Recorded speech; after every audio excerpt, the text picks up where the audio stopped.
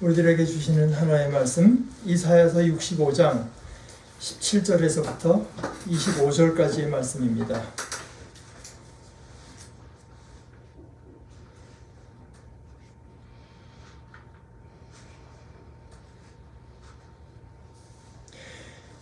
보아라, 내가 새 하늘과 새 땅을 창조할 것이니 이전 것들은 기억되거나 마음에 떠오르거나 하지 않을 것이다. 그러니 너희는 내가 창조하는 것을 길이 기뻐하고 즐거워해라. 보아라, 내가 예루살렘을 기쁨이 가득 찬 도성으로 창조하고 그 주민을 행복을 누리는 백성으로 창조하겠다. 예루살렘은 나의 기쁨이 되고 거기에 사는 백성은 나의 즐거움이 될 것이니 그 안에서 다시는 울음소리와 울부짖는 소리가 들리지 않을 것이다. 거기에는 몇 날 살지 못하고 죽는 아이가 없을 것이며 수명을 다 채우지 못하는 노인도 없을 것이다. 100살에 죽는 사람을 젊은이라고 할 것이며 100살을 채우지 못하는 사람을 저주받은 자로 여길 것이다. 집을 지은 사람들이 자기가 지은 집에 들어가 살 것이며 포도나무를 심은 사람들이 자기가 기른 나무의 열매를 먹을 것이다. 자기가 지은 집에 다른 사람이 들어가 살지 않을 것이며 자기가 심은 것을 다른 사람이 먹지 않을 것이다. 나의 백성은 나무처럼 오래 살겠고 그들이 수고하여 번 것을 오래오래 누릴 것이다. 그들은 헛되이 수고하지 않으며 그들이 낳은 자식은 재난을 당하지 않을 것이다. 그들은 주님께 복받은 자손이며 그들의 자손도 그들과 같이 복을 받을 것이다. 그들이 부르기 전에 내가 응답하며 그들이 말을 마치기도 전에 내가 들어주겠다. 이리와 어린 양이 함께 풀을 먹으며 사자가 소처럼 여물을 먹으며 뱀이 흙을 먹이로 삼을 것이다. 나의 거룩한 산에서는 서로 해치거나 상하게 하는 일이 전혀 없을 것이다. 주님의 말씀이시다. 하나의 말씀입니다. 감사합니다. 오늘 말씀에서 하나님은 새 하늘과 새 땅, 지금 하늘이 있고 땅이 있죠. 그런데 새 하늘과 새 땅을 창조하실 것을 말씀하고 계십니다. 이것이 이제 지난주 또 전에 한 번도 말씀드린 이 저세상, 앞으로 올 세상이기도 하지만 이미 지금 오고 있는 그 세상입니다. 그런데 지금 이 세상, 과 이 세상에 일어나는 일들, 이것만 해도 사실 이게 얼마나 엄청나고 거대하고 놀랍기도 하고 또 신비롭기까지 합니까? 그렇게 놀라울 뿐만 아니라 이 세상이라고 하는 것은 우리에게 있어서는요, 유일한 현실입니다. 아니, 우리가 존재하고 있는데 우리의 그 존재 조건 그 자체가 아닙니까? 이 세상에 없이 우리가 어떻게 존재하겠어요? 그런데 하나님께서 새롭게 창조하시는 그 세상, 이것은 첫째는 더욱 놀랍고요. 둘째, 그것이 우리의 현실. 다만 이 세상과 다른 것은 몇십 년, 몇백 년에 지나지 않는 현실이 아니라 영원한 현실이 됩니다. 영원한 현실.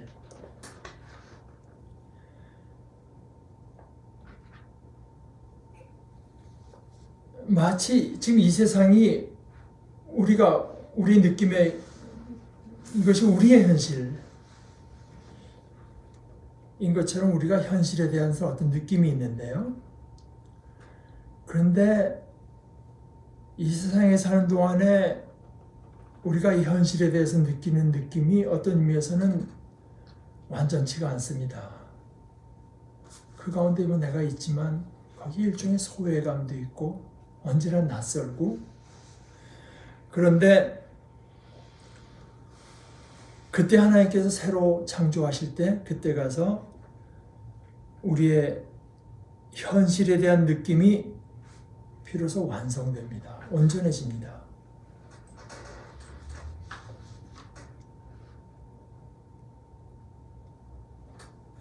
저 세상이라고 하는 데는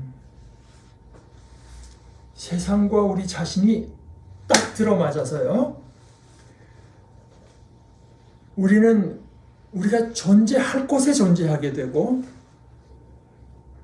우리가 여기 있는 게 맞다. 이것을 늘 새롭게 느끼게 됩니다.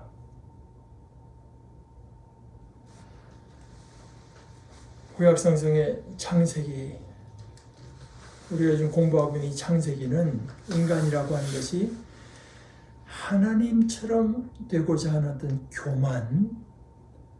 교만으로 결국은 불순종의 길을 선택하는데, 그 불순종의 길을 선택한 인간, 그 인간 때문에 땅이 저주받는 것을 알려줍니다. 땅과 우리 사이에 어떤 의미에서 소외가 생겨나요. 우리의 유일한 현실이고 우리 자신의 존재 조건인 이 땅에서 살고 있는데 그 삶이 이 세상에서는 수고요, 고통입니다.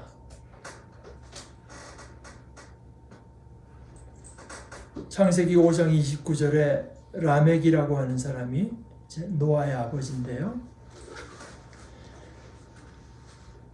이렇게 말합니다. 그는 아들의 이름을 노아라고 짓고 말하였다. 주님께서 저주하신 땅 때문에 우리가 수고하고 고통을 겪어야 하는데 이 아들이 우리를 위로할 것이다. 이 땅에서 존재한다는 것 자체가, 땅이 우리를 때문에 저주받고 우리는 땅으로부터 소외돼서 그 삶이라고 하는 것이 수고하고 고통인데 그 안에 이제 어쩌다 위로가 있습니다. 그런데 이 저주와 소외가 저 세상에는 없습니다. 오늘 말씀에서 하나님께서는 우리더러 이것을 믿으라고 하세요. 그리고 이것을 받아들이라고 하십니다. 믿고 받아들여서 이것을 우리의 현실로 삼으라고 말씀하세요. 이것을 현실로 삼을 수도 있고 그런 생각이 있어 하고 나와 상관없는 것으로 여길 수도 있습니다. 그런데 이것을 우리의 현실로 삼게 되면 그때 우리의 반응이라고 하는 것은 기본적으로 기뻐함과 즐거워함입니다. 그러니 너희는 내가 창조하는 것을 길이길이, 다시 말해서 영원히 기뻐하고 즐거워하여라. 하늘과 땅이라고 말씀하셨는데 조금 나아가서 조금 좁혀서 그 가운데서도 특히 하나님의 도시, 하나님의 도성, 예루살렘, 하나님께서 새롭게 창조하시는 새 예루살렘의 기쁨이 가득할 것을 말씀하세요. 기쁨이 많을 것이 아닙니다. 기쁨이 가득한 것입니다. 첫째, 거기에는 우선 하나님의 기쁨이 있습니다. 예루살렘은 나의 기쁨이 되고 거기에 사는 백성은 나의 즐거움이 될 것이니, 그리고 거기에 당연히 우리의 행복과 기쁨도 있습니다. 내가 예루살렘을 기쁨이 가득 찬 도성으로 창조하고 그 주민을 행복을 누리는 백성으로 창조하겠다. 이 새 예루살렘은요, 우리가 이 세상에서는 늘 경험할 수밖에 없는 것들, 그래서 늘 경험하는 것이라서 우리가 가진 이걸 자연스러운 것들로 받아들이고 살아가는 것들, 그것이 새 예루살렘에서는 결코 자연스럽지도 않고 현실적이지도 않은 것들이 됩니다. 그 안에서 다시는 울음소리와 울부짖는 소리가 들리지 않을 것이다. 울음소리와 울부짖는 소리는 우리는 그냥 삶의 일부로 당연한 것으로 자연스러운 것으로 여기고 살아가지만 거기는 없다는 겁니다. 거기에는 몇 날 살지 못하고 죽는 아이가 없을 것이며 수명을 다 채우지 못하는 노인도 없을 것이다. 100살에 죽는 사람을 젊은이라고 할 것이며 100살을 채우지 못하는 사람을 저주받은 자로 여길 것이다. 거기에는 또 헛된 수고라는 것이 없습니다. 재난이 없습니다. 축복을 누리고 기쁨을 누리는데 이런 축복과 기쁨이 언젠가는 사라지지 않을까? 혹은 나는 어떻게 간당간당 살아가더라도 내 후손에 가서는 이것이 괴로움이 득세하는 세상이 되지 않을까 하는 두려움과 불안도 없습니다. 집을 지은 사람들이 자기가 지은 집에 들어가서 살 것이며 포도나무를 심은 사람들이 자기가 기른 나무의 열매를 먹을 것이다. 자기가 지은 집에 다른 사람이 들어가 살지 않을 것이며 자기가 심은 것을 다른 사람이 먹지 않을 것이다. 이렇게 헛수고가 없습니다. 나의 백성은 나무처럼 오래 살겠고 그들이 수고하여 번 것을 오래오래 누릴 것이다. 그들은 헛되이 수고하지 않으며 그들이 낳은 자식은 재난을 당하지 않을 것이다. 그들은 주님께 복받은 자손이며 그들의 자손도 그들과 같이 복을 받을 것이다. 그들이 낳은 자식은 재난을 당하지 않을 것이다. 우리가 세월호를 겪고 이태원을 겪고 어떤 개인의 정치적인 야욕 때문에 희생되는 러시아의 젊은이들, 우크라이나의 주민들 이런 걸 보지 않습니까? 그런 것이 없는 곳. 우리가 사는 이 세상에는요, 서로 해치고 상하는 일이 늘상 있습니다. 인간끼리도 그렇고 다른 짐승과의 사이에서도 그렇고 박쥐 때문에 코로나가 오기도 하고 인간이 박쥐를 괴롭히기도 하고 기후변화를 일으키기도 하고 변화된 기후가 우리를 괴롭히기도 하고 우리는 그것을 당연한 일로 여기면서 살아갑니다. 사실 우리가 몇십 년 산대지만 그 삶의 얼마나 많은 부분이 생존 그 자체를 위해서 사용되는 것입니까? 그죠? 새 예루살렘에는 그게 없습니다. 삶을 즐기는 일만 있어요. 생존을 확보하기 위한 삶은 그게 삶이겠습니까? 그래서 거기서는 이리와 어린 양이 함께 풀을 먹으며 사자가 소처럼 여물을 먹으며 뱀이 흙을 먹이로 삼을 것이다. 나의 거룩한 산에서는 서로 해치거나 상하게 하는 일이 전혀 없을 것이다. 건조한 기후가 자외선이 극심한 추위가 상하게 하는 일도 없어요.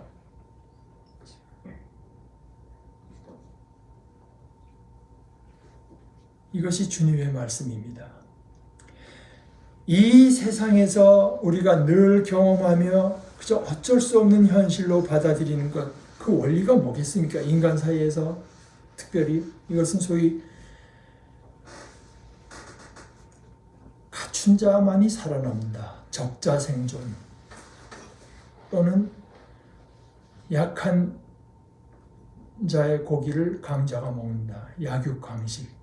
그거 아니겠습니까? 적자생존, 약육강식. 이 세상에 사는 우리는요, 우리 가운데 누구 하나라도 일이 앞에서 양 같은 존재가 되기 싫지요. 더군다나 어린 양이 되기를 원치 않을 수밖에 없잖아요.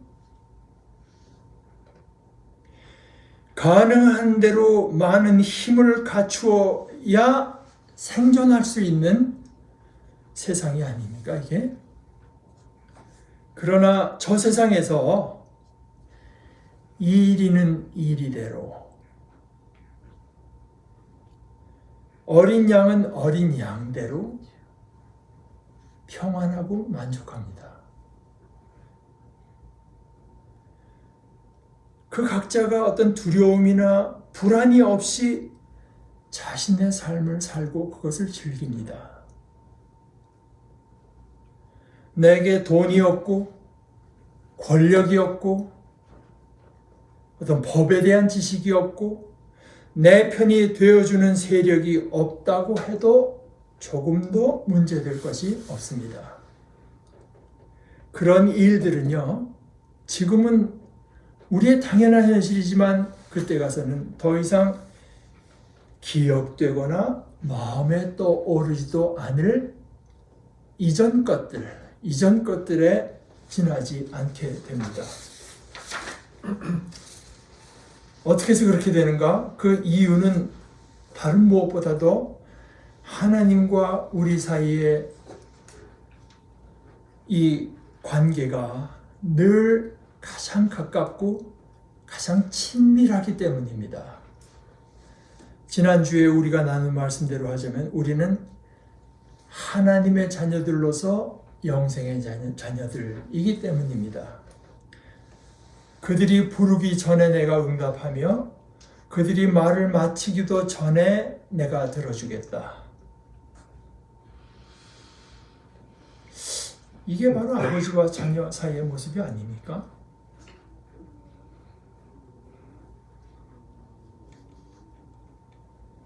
근데 오늘 말씀과 상당히 비슷한 말씀을 이사야서 저 앞에 11장 6절에서 9절 사이에서 이미 찾아볼 수 있습니다. 그것은 하나님께서 보내신 자 메시아가 다스리실 때의 모습인데요. 이렇게 되어 있습니다. 그때에는 이리가 어린 양과 함께 살며 표범이 새끼 염소와 함께 누우며 송아지와 새끼 사자와 살진 짐승이 함께 풀을 뜯고 어린아이가 그것들을 이끌고 다닌다. 암소와 곰이 서로 벗이되며 그것들의 새끼가 함께 눕고 사자가 소처럼 풀을 먹는다.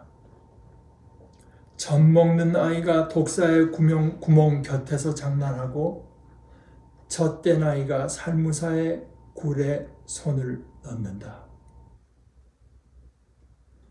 참 이 선지자 이사야의 상상력은 놀랍지 않습니까? 그러면서 나의 거룩한 산 모든 곳에서 서로 해치거나 파괴하는 일이 없다. 물이 바다를 채우듯 주님을 아는 지식이 땅에 가득하기 때문이다. 거기서는 새끼 사자가 표범이 되려고 할 필요도 없고 젖 먹는 아이가 독사의 구멍 곁에서 장난해도 조금이라도 긴장할 이유가 없습니다. 서로 해치거나 파괴하는 일이 없습니다. 하나님의 거룩한 산에서, 다시 말해서 즉 메시아가 다스리실 때, 그때 모든 피조물이 하나님을 알게 되고 그래서 일어나는 일들입니다. 이 11장의 말씀과 오늘 우리가 나누는 65장의 말씀은 거의 내용은 같은데 그 배경은 다릅니다.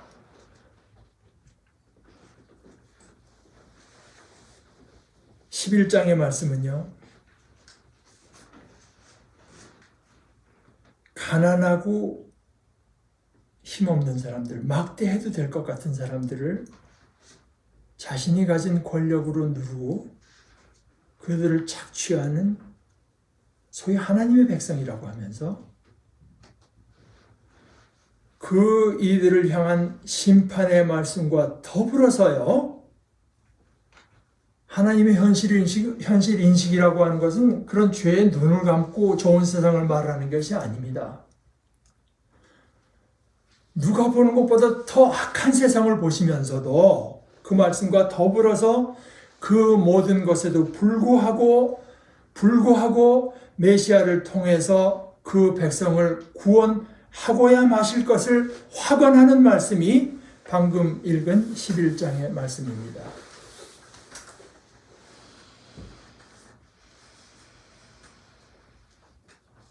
그 중에 5장 7절의 말씀이 당시의 모습을 잘 말해줍니다. 만군의 야훼의 포도 같은 이스라엘 가문이요 주께서 사랑하시는 나무는 유다 백성이다. 제가 말씀드렸다시피 하나님께서는 공평을 기대하셨어요. 공의로운 판결, 판사들이 자기 일을 제대로 하기를 기대하셨어요. 말하자면 미슈파트를 기대하셨는데 미슈파 유혈이 웬 말이며, 정의 쯔다카를 기대하셨는데 쯔다카 대신 쯔아카, 억울한 일을 당한 사람들의 아우성이 웬 말인가. 이것이 하나님께서 보신 그 당시 소위 하나님의 백성들의 모습입니다. 오늘 이제 우리가 나누는 65장의 말씀의 배경은 뭔가?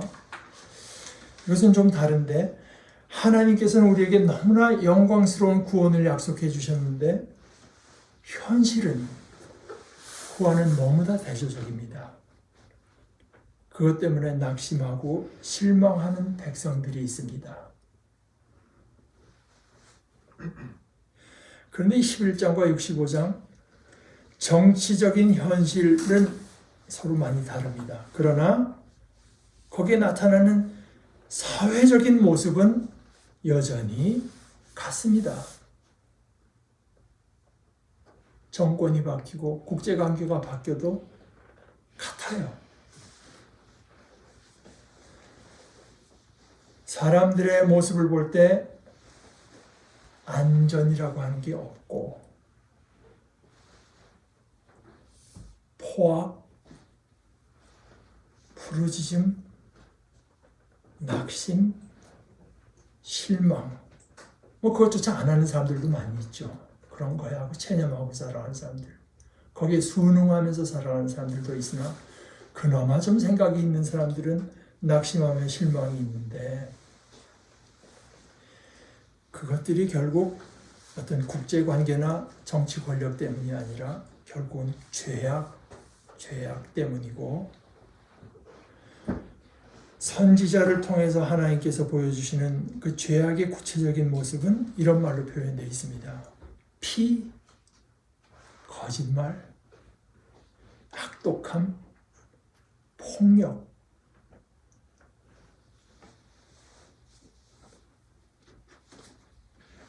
물론 그것들도 원인이 될 수 있지만 우리가 기도하지 않고 뭐가 하나님의 선교하신 데서 잘 참여하지 않아서 그런 것이 아닙니다. 피, 거짓, 악독, 폭력입니다. 그리고 이것이 11장, 65장에 공통된 것처럼 사실은 오늘의 우리들에게도 고스란히 해당되는 이야기입니다. 이 오늘 말씀은 우리가 하나님을 안다고 하고요, 예수 그리스도를 우리의 왕으로 섬기고 스승으로 따른다고 하는 우리들 자신의 소위 그 영성이 어떤 것인지, 과연 우리의 신앙의 고백과 일치하는 것인지 스스로 살피는 기준으로 우리가 삼을 만합니다. 내가 힘을 쥐고 돈을 벌어서, 또는 힘 있는 자들을 사귀고 그들과 한 통속이 돼서 이 땅에 법이 있는데 그 법을 적용하는 거나, 또는 언론 이런 것들을 자기 스스로에게 유리하고 편리한 것으로 만들 수 있는 처지가 되는 것을 나의 기쁨과 즐거움으로 삼는가? 아니면 더 많은 사람이 안전하게 살 수 있고 더 많은 사람들이 수고한 것을 누가 가져가지 않고 수고가 헛되지 않은 세상, 이리와 어린 양이 좋은 학교 나온 사람과 학교를 제대로 마치지도 못한 사람이, 유복한 가정에서 태어난 아이들과 부모의 돌봄을 받지 못한 아이들이 각자 스스로 만족하면서 살고요. 서로 해함이나 상함이 없는 세상을 하나님께서 창조하시고 계신 것을 믿고 바로 그것을 기뻐하고 즐거워하고 있는가? 우리의 영성은 어떤 것인가? 제가 지금 영성이라고 말씀드렸는데 이것은 결국은 우리의 하루하루의 삶에서 나타납니다. 특히 우리들요, 남산골기 우리들 바로 곁에는 타고난 배경이나 자라난 환경이 엄청나게 불리할 수밖에 없는 많은 어린아이들이 있습니다. 이런 속에서 신앙의 공동체로 모이는 우리들은 더군다나 이 말씀을 더욱 자주 새기는 것이 옳습니다. 이들과 같은 사람들, 이들뿐만이 아니라 쉽게 떠오르는 사람들은 소위 육체적인 정신적인 장애를 입은 사람들이나 신분과 처지가 불안한 외국인 노동자 같은 사람들입니다. 그리고 숫자가 너무 많아서 그렇게 안 느끼지는 모르지만 인구의 반을 차지하는 여자분들도 여기 해당됩니다.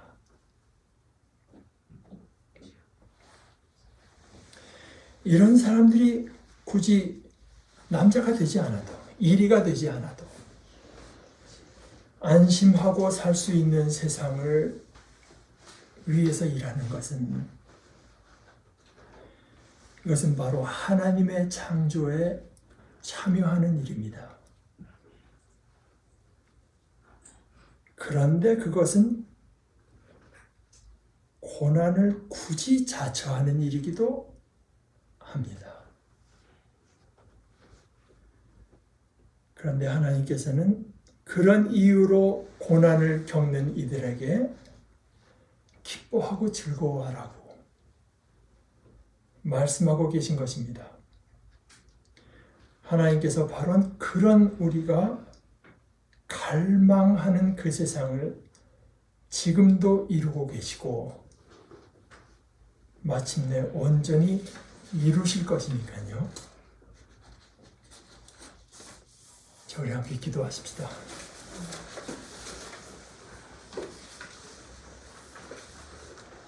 하나님 우리 아버지, 죄악에 물들었을 뿐만 아니라 속속들이 물들어 있는 저희들을 찾아오셔서 저희들의 모습이 얼마나 죄악된가를